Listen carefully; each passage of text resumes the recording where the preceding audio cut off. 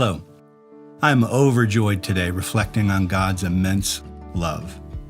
The Apostle Paul writes in Ephesians 3, "Then Christ will make his home in your hearts as you trust in him. Your roots will grow down deep into God's love and keep you strong. And may you have the power to understand, as all God's people should, how wide, how long, how high, and how deep his love is. May you experience the love of Christ, though it is too great to fully understand." Today, Paul's prayers are being answered anew in me.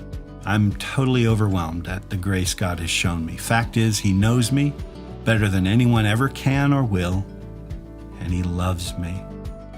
Psalm 56, verse 8 and 9 says, "You keep track of all my sorrows. You've collected all my tears in your bottle. You've recorded each one in your book.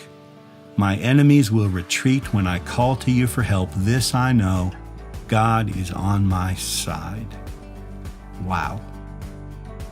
In spite of my wanderings, he knows that I love him. He keeps perfect record of my feelings of distress and saves my tears as if they're the most precious thing to him. My tears are good fertilizer on the seeds of his truth. Even my enemies must flee when I call out to him. That is to say that nothing in heaven above me or the earth around me or hell below me can do a single thing to separate me from him. This I know, God is on my side. I need language that I don't possess to describe this amazing love. I've been helped in this effort by, imagine this, a rabbi and synagogue singer from the Middle Ages, an unknown, unnamed inmate in a German insane asylum, and a Californian churchgoer who worked packing oranges and lemons. Rabbi Meyer ben Isaac Nahorai was a synagogue cantor in the city of Worms, Germany in the 11th century. The rabbi wrote a poem to be sung before the reading of the Ten Commandments in the Jewish Festival of Weeks. Here is his translated text. "Were the sky of parchment made, each quill a reed, each twig and blade, could we with ink the ocean fill, were every man a scribe of skill, the marvelous story of God's great glory would still remain untold. For he, most high, the earth and sky created alone of old." Fast forward 900 years to Pasadena, California, and there among orange and lemon crates we find in a local business a man named F.M. Lehman. He had heard his pastor preach a sermon on the love of God, and he enlisted the help of his daughter, Claudia Mays, to compose a hymn that he simply entitled "The Love of God." It begins, "The love of God is greater far than tongue or pen can ever tell. It goes beyond the highest star and reaches to the lowest hell. The guilty pair, bowed down with care, God gave his son to win. His erring child he reconciled and pardoned from his sin.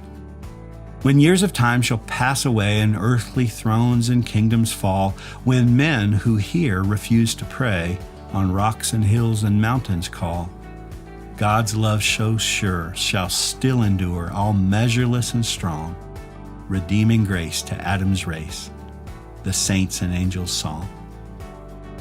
They had completed these two stanzas, but the year was 1917, and at that time you simply had to have 3 verses to reflect the Trinity, or you didn't have a Christian song. Lehman remembered a short poem someone had passed on to him, written on a card that he was using as a bookmark. Oddly enough, the poem was found scribbled in pencil on the walls of a German insane asylum after the inmate had been executed. The inmate must have heard the German song composed hundreds of years before the rabbi in the 11th century. He translated and edited a bit, scribbling it in English on the walls of his cell. "Could we with ink the oceans fill? And were the skies of parchment made? Were every stalk on earth a quill, and every man a scribe by trade, to write the love of God above, would drain the oceans dry. Nor could the scroll contain the whole, though stretched from sky to sky." Lehman's hymn had found its 3rd stanza. Amazing words, beautiful words, but even so still inadequate to convey the incredible, marvelous love of our God. Thanks for spending a moment with me. May the Lord bless and keep you.